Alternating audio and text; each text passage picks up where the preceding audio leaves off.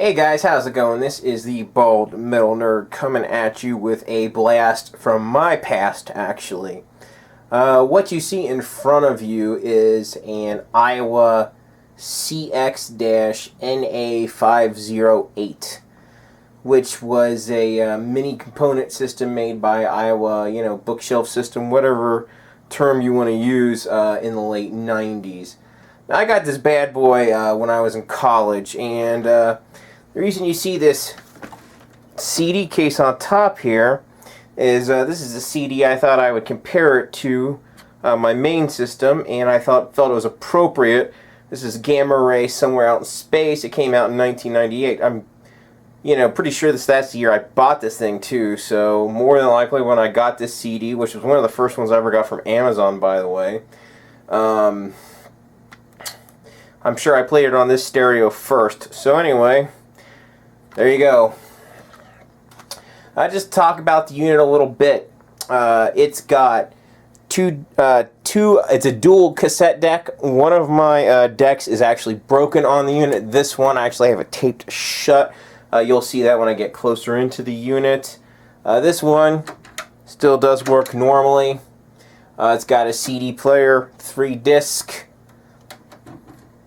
Go ahead and open it up so you can see the tray there. Pretty exciting stuff. It's got an AM/FM tuner, and it has 2 auxiliary inputs on it. So it's got a lot of inputs. It plays back a lot of man, I can't talk here. It plays back a couple of formats, as well as you can hook up other stuff to it if you wanted to. You could hook a PC up to this thing and use it as speakers for the PC. Anyway, when I did some comparisons against my main system here, it really couldn't compare. I mean, the sound on this is fairly good for what the price was. I think this thing was about $200 back when I bought it in 1998. So it doesn't really compare with my main system now, but it still holds its own fairly well. The gap isn't as big as one would think. I mean, the sound is good, but really I think where my main hi-fi system that I have that I listen to now instead of this, where it really dominates this system, is in just filling the room with sound. Obviously, this is a much smaller unit than my main, than my floor or my tower speakers. It could just be the speakers. I don't know. I'm not going to hook, floor speakers up to this thing to test how it sounds, because I'm not that curious. Honestly, I just hooked this thing up as, as is, as the unit came. Now it has 2 features that are sort of interesting on it. Go ahead and just zoom in on it so I can show you the buttons here. As you can see there, you got one button here. This is labeled BBE. Apparently, it's some sort of an EQ that you can apply to the sound that generally improves the sound. And then there's another called T-Bass, which is obviously just a bass boost, and it has different levels depending on how bassy you want things. And if you turn that T-Bass all the way up, and then you use the jog dial here, with the equalizer, you can press this button here, and then what that does is you can roll through the different. If you put it on, say, the rock setting, for example, the bass will be very overpowering on this. In fact, for my taste nowadays, now that I'm much older than I was when I got this thing, it's definitely too much bass for my taste. Now. I mean, it might be awesome on bass-heavy music, but for most stuff, I think the bass is just. But that's what people generally listen for when they're demoing these things. I think I picked this thing out in a Best Buy back then. I think I went and listened to some of these component stereos that were in the price range or whatever. I was really impressed with the sound of this one. I was like, wow, it has bass. But I was a college kid back then, so I didn't really know much better. But like I said, I still think the sound is decent. It just doesn't quite stack up to my main system. Now, on the headphone input, or I'm sorry, output. I actually compared that to audio from my Audio Engine D1 headphone output from my DAC, and I have to say they actually compared fairly favorably to each other. I was actually very impressed with the headphone output in this unit. It's actually much better than my receiver. You know, it was actually really nice. It was definitely, I would say, less accurate than my D1, but it was also a lot of fun to listen to. You know, I don't really know if I would say it's significantly worse than the D1. It's just very different because, you know, obviously, I guess it's just different design sensibilities, whatever, you know. So that's it. What I'm going to do now, I forgot to mention a few things, man, before I'm trailing off here. Sorry, guys. What's really funny about this unit is I actually am starting to have some problems with the buttons. This is, you know, whatever. I mean, it's a unit from 1998, and here we are in 2015. It's obviously not going to function perfectly. I'm impressed that it still just works, honestly, you know, for the most part. And, like, if I press the power button, it may not turn off. Oh, it did that time. Prove me wrong. But I'm pressing the power button again, and you can see it takes me a few times, and you hear that clicking when it comes on.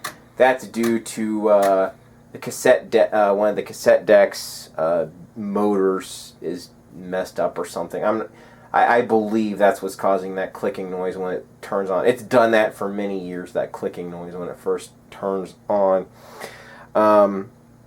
You know, so what I'm going to actually do right now, guys, so I'm going to pause this thing, that can get a little bit closer in. That way you can see some, you know, more details on this thing. So I'll be right back, guys.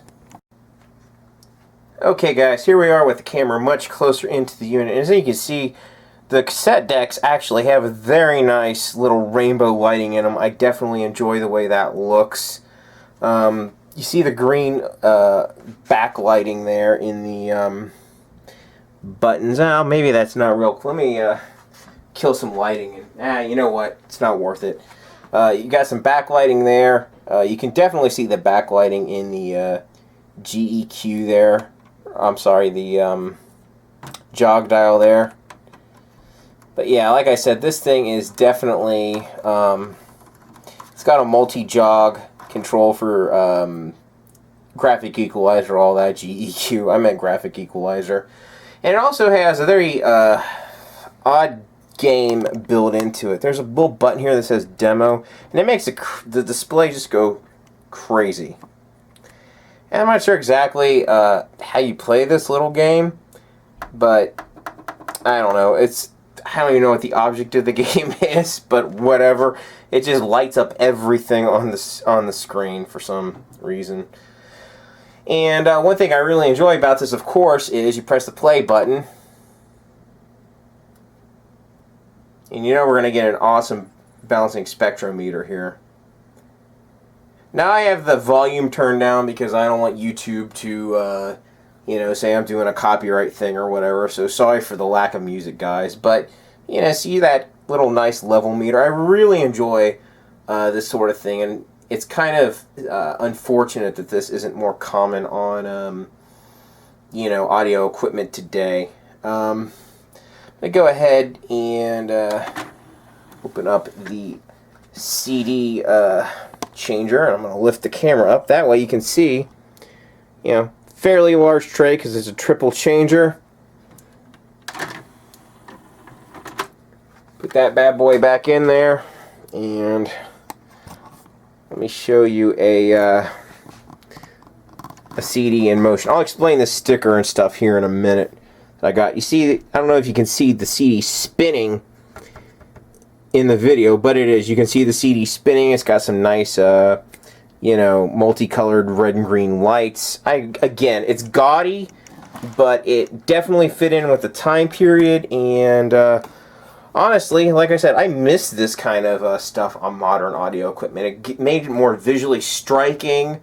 It's just cool to look at. Anyway, guys, I'm going to go ahead and pause right here and actually disconnect everything and go into some more individual detail about the components and all that. So I will be right back, guys. Oh, one thing I wanted to mention in the interim, guys, before I get into the next part of the video. If the BBE and the T-base on this are actually disengaged, one thing I noticed about the phone, or I'm sorry, not about the phone, the sound immediately, was it was actually fairly lifeless and dull.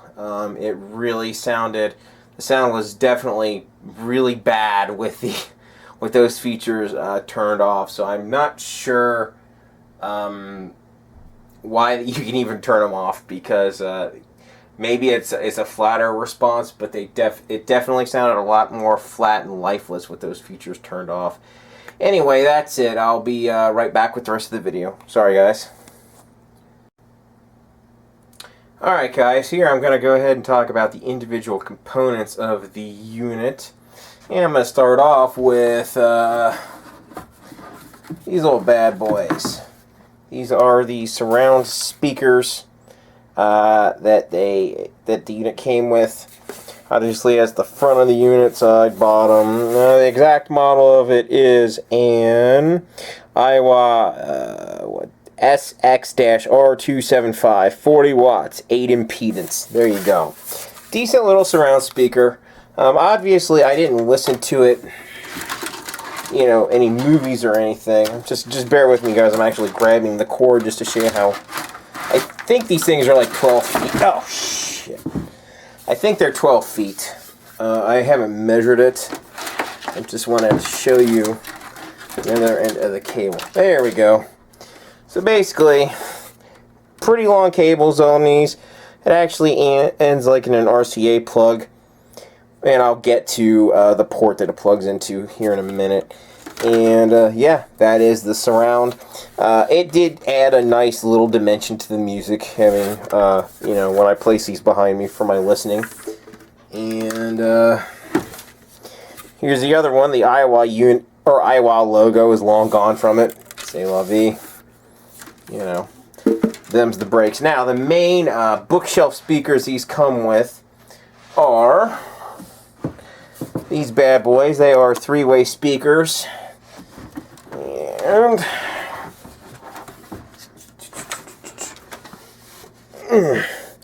model of these are Aiwa SX-NA508. I know, thrilling, right? And yeah, they're fairly substantial. Make a good amount of sound. Now, what's interesting about the speakers is they're made in Thailand, whereas the main unit was actually made in Japan. Yeah, actually made in Japan. Imagine that. Not a lot of stuff is anymore like this. It's all made in China now, but I guess, you know, back in the 90s, some of it still was. Anyway, guys, I'm going to go ahead and pause right here, get the camera off the tripod, show you some close-ups of, you know, of the main unit, inputs, outputs, that kind of stuff. I'll be right back, guys. Okay, guys, here I have the main unit all to itself, plus the camera's off the tripod. I'm going to go ahead and explain this sticker here. If you're from the Cincinnati area, you know immediately what this means. It's for the radio station WEBN. It is the oldest rock station in this area. It's one of the oldest rock stations in the country, I believe. I'm not a genuine expert on the radio station, but whatever. Back then, I actually sort of cared about the station a little bit. Of course, this is a long time ago. I actually stayed up till Sunday at midnight to listen to what was called, this show actually I believe is still on. It's called Damnation Alley, where they play an hour of heavy metal that they never ever play in their general rotation. I mean, you would actually hear Slayer and stuff like that. You never hear that shit during their normal listening, but you could hear it during Damnation Alley. So who freaking raw, right? I don't listen to the radio anymore, so whatever. But that's what this sticker is. I just leave it on here for nostalgic sake, you know, to remember a time, you know, much different time period. So anyway, that's that sticker. Just here's a close-up of the front of the unit, which you've already seen a bunch. Now I'm going to show you where all the real action is. We're going to turn it around here. And we are going to talk about the back of the unit. Who freaking raw, right? Now here we've got the inputs here for the AM and FM antennas for the radio. Again, I don't listen to the radio. I have no idea what the hell happened to those antennas. They are long gone. Okay, here we got your first, you got an input here, second input here. You actually got a line out there, analog line out, subwoofer hookup, and that's where the surround speakers actually plug into. And what's real interesting about this is it actually has a digital out. That's an optical digital out. So if, like, say, I wanted to use this thing with the Audio Engine D1, I could. You know, interesting that it has an optical out on it, but, you know, hey, whatever. This thing could really be used as like a mini hi-fi component system, if you so chose. Now, on here, I got a sticker here that I stuck on there a long time ago. Aiwa, at least as it used to exist, is out of business. They've been gone for at least 10 years. I know that Sony bought them out and then just shut them down at some point. But what's interesting is they're actually back right now, or they had a pre-order for a product. It's not owned by Sony anymore. Some other company, they made a $300 Bluetooth speaker basically, but it's real big and beefy. It's got real big woofers in it. You know, it's probably going to sound pretty decent, so it may be worth the price. I don't know. I know it has a few, you know, line ends like that, but whatever. I don't think I'll be buying it. Anyway, as you can see, this is where the main bookshelf speakers go, and we got a manufacture date here of July 1998. So that pretty much is it for this unit. Not much else to say about it. You know, for the price at the time back then, really was fairly good. You know, that pretty much wraps it up. I really appreciate you guys sitting through this nostalgic video. If you did like what you see, you know, as always, please thumbs up, share, subscribe. Thanks for watching. I will catch you guys next time.